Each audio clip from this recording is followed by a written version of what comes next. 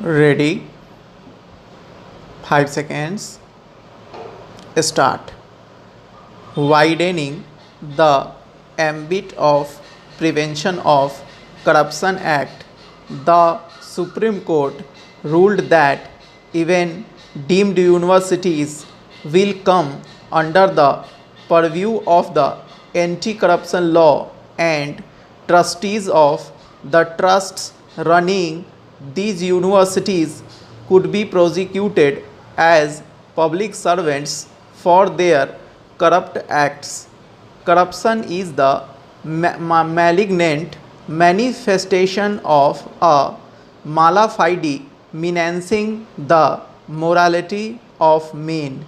There is a common perception that corruption in India has spread to all corners of public life and is currently choking the constitutional aspirations enshrined in the preamble. In this context, this case revolves around requiring this court to facilitate making India corruption free. A bench headed by Justice N.V. Ramana said while giving this ruling.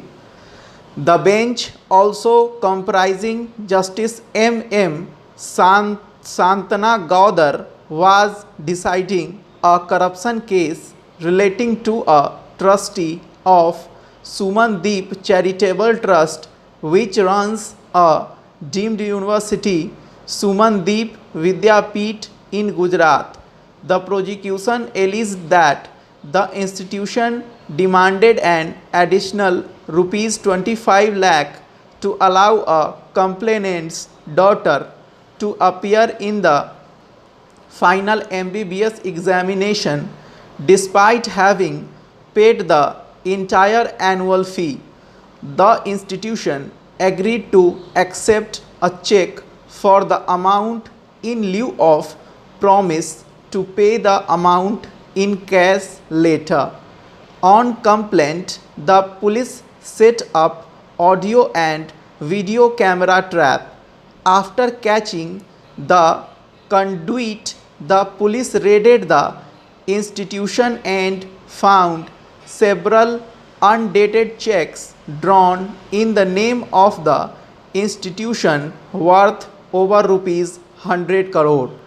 The Gujarat police registered a case under PC Act arraying the trustee as an accused, as he was described by the arrested persons as the one who demanded illegal donations.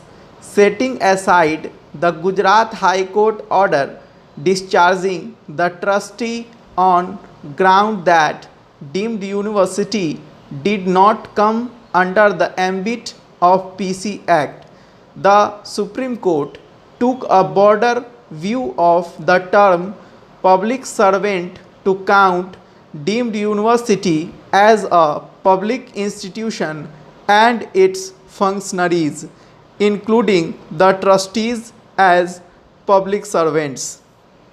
Justice Ramana, writing the judgment for the bench, said there is no gainsaying that nations are built upon trust. In a democracy, one needs to rely on those with power and influence and to trust them of being transparent and fair. There is no doubt that any action which is driven by self-interest of these powerful individuals rather than public interest destroys that trust. Where this becomes the norm, democracy, economy and rule of law all take a beating, ultimately putting the whole nation at risk. Corrupt societies often spring from the examples set at highest levels of government, but a small scale corruption can be equally insidious. In this regard, The PC Act was formulated to bring about transparency and honesty in public life, as indicated by its objects and reasons.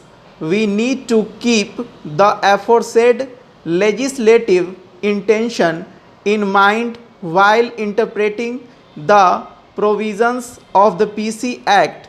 The bench further said there is no dispute that corruption in India is pervasive.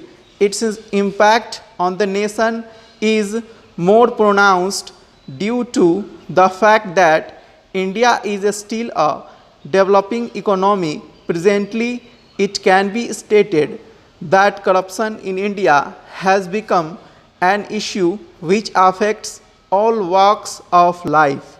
In this context, we must state that although anti-corruption laws are fairly stringent in India, the promulgation and enforcement of the same are sometimes criticized as being ineffective. Due to this, the constitutional aspirations of economic and social justice are sacrificed on a daily basis. It is in the above context that we need to resolve the issues concerned herein. Stop.